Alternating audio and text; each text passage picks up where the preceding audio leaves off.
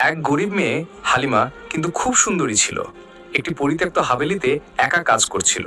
সেই হাভেলিতে একটি জিন কয়েকশো বছর ধরে কোনো সুন্দরী মেয়ের খোঁজে ছিল। জিন হালিমাকে সম্পদের লোভ দেখিয়েছিল এবং তার প্রেমে সবকিছু ভুলে গিয়েছিল।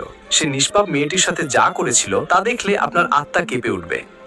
এটি নুরাবাদের একটি পুরানো মাটির বাড়িতে বসবাসকারী হালিমার জীবনের গল্প, যার জীবন কোনো পরীর মতো ছিল না।